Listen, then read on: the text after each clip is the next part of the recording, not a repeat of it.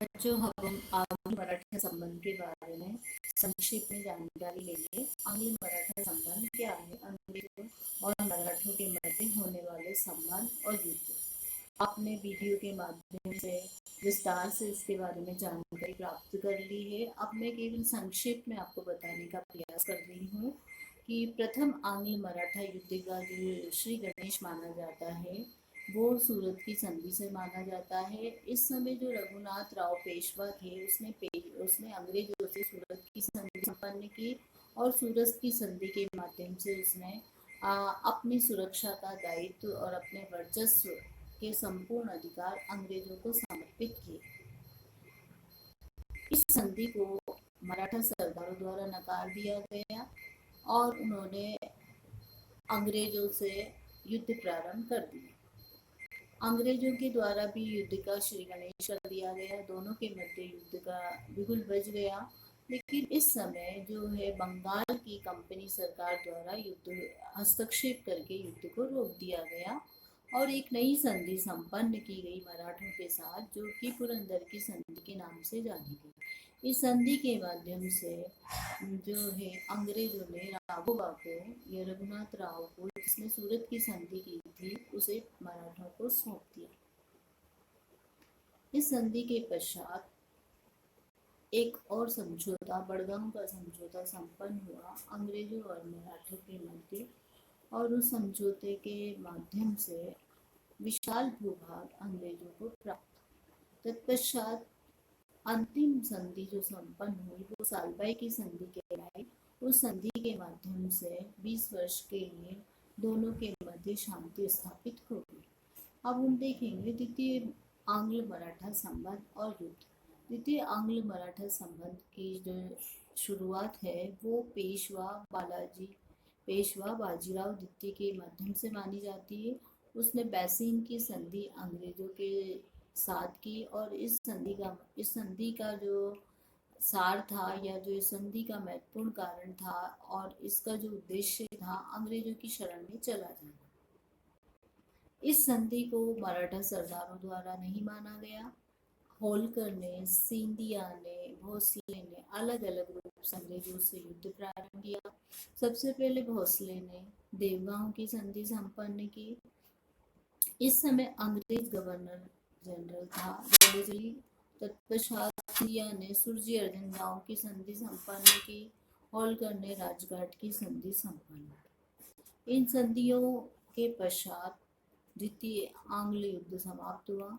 तृतीय आंग्ल युद्ध प्रारंभ हुआ। तृतीय आंग्ल युद्ध 1818 से 1817 से 1818 तक हुआ और इस युद्ध में पेशवा ने स्वयं आगे बढ़कर अंग्रेजों पर आक्रमण किया। अंग्रेजों ने उसे कोरेगांव और अस्टी के युद्ध में परास्त किया और हमेशा के लिए पेशवा पद समाप्त कर दिया। पेशवा ने आत्मसमर्पण कर दिया, उसे पेंशन दे दी गई। मराठा राज्य को बहुत छोटा बना के सतारा के रूप में स्वीकार किया गया और शिवाजी के वंशज को मराठा राज्य दे दिया गया। इस प्रकार तीनों आंग्ल मराठा संबंधों में हमने देखा कि मराठों की शक्ति अंतिम युद्ध में समाप्त हो गई और उसके पश्चात मराठा साम्राज्य बिखर गया।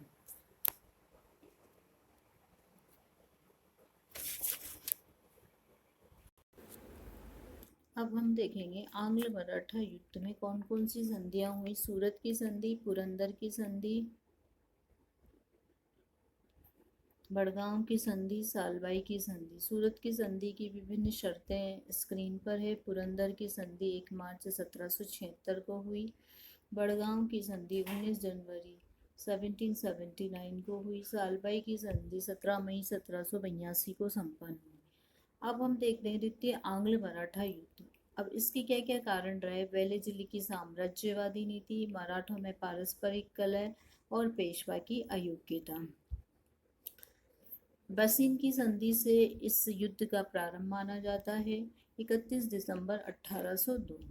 देवगांव की संधि भोसले के द्वारा संपन्न की गई।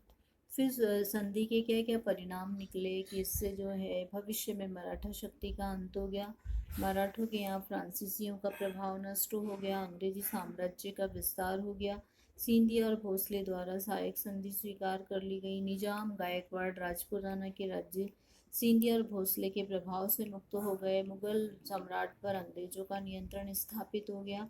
मराठों की शक्ति को धक्का लगना और अंग्रेजी भारत की सर्वोच्च सत्ता बन गया। फिर देखते हैं हम, वो सिंधिया ने सुरजी अर्जुन गांव की संधि संपन्न की अंग्रेजों के माध्यम से, और इसमें भी उसने मुगल सम्राट से अपना प्रभुत्व हटा लिया। बस इनकी संधि को मान्यता दे दी। अपनी राजधानी में एक अंग्रेज को रखना स्वीकार कर लिया। आंतरिक मामलों में अंग्रेजों से सलाह मशवरा करना प्रारंभ कर दिया। होलकर के साथ राजघाट की संधि संपन्न हुई। फिर देखेंगे तृतीय आंग्ल मराठा युद्ध।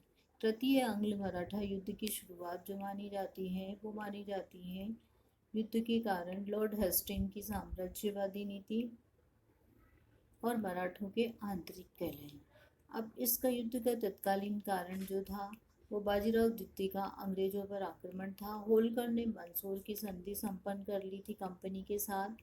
पेशवा के साथ अंग्रेजों का युद्ध हुआ था, कोरेगांव का युद्ध और अस्टी का युद्ध। पेशवा ने आत्मसमर्पण कर दिया।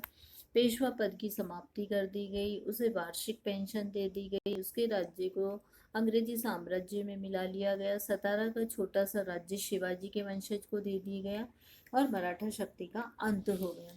अब हम देखेंगे मराठा युद्ध के परिणाम। आंग्ल मराठा युद्ध के परिणाम। मराठों की शक्ति का विनाश, अंग्रेजों को विशाल भूभाग की प्राप्ति, देशी राज्यों पर अंग्रेजी प्रभुत्व और दक्षिण में शांति और सुव्यवस्था। फिर देखते हैं हम, पेशवा को पेंशन देना, अंग्रेजों का सार्वभौम सत्ता बनना, नवीन युग का प्रारंभ, लॉर्ड हेस्टिंग की उपाधि। फिर मराठे क्यों पराजित हुए उसके कारण जानेंगे। अंग्रेजों ने मराठों से युद्ध किया लेकिन मराठे हारे। दोषपूर्ण सामाजिक रचना, जातीय संकीर्णता की भावना, दुर्बल सैन्य व्यवस्था, मैसूर और हैदराबाद का पतन, मराठों में एकता का अभाव, वैज्ञानिक प्रवृत्ति का अभाव, केंद्रीय शक्ति की दुर्बलता, फ्रांसीसी शक्ति का पराभव, प्रशासनिक दुर्बलता, आर्थिक कमजोरी, अयोग्य नेता, देशी राज्यों से शत्रुता, मराठों की धार्मिक नीति, अंग्रेजों के विशिष्ट गुण और नीतियाँ, भौगोलिक ज्ञान का अभाव, अवसर का लाभ न उठाना। इस प्रकार बच्चों हमने ये संक्षेप में आंग्ल मराठा संबंध पढ़ा और समझा। मुझे उम्मीद है कि आपको ये अच्छी तरह से समझ में आ गया होगा। अब इसके जितने भी वन वर्ड वाले क्वेश्चन बनेंगे वो मैं आपको एक असाइनमेंट के रूप में दूंगी। 20 नंबर का इसका क्वेश्चन किस तरह से एग्ज़ाम में आएगा, छोटे और बड़े सब तरह के क्वेश्चन आपको स्क्रीन पर समय समय पर डाल दिए जाएंगे। आप कोरोना काल में अपने घर पर सुरक्षित रहें, सेफ रहें, इन्हीं शुभकामनाओं के साथ धन्यवाद।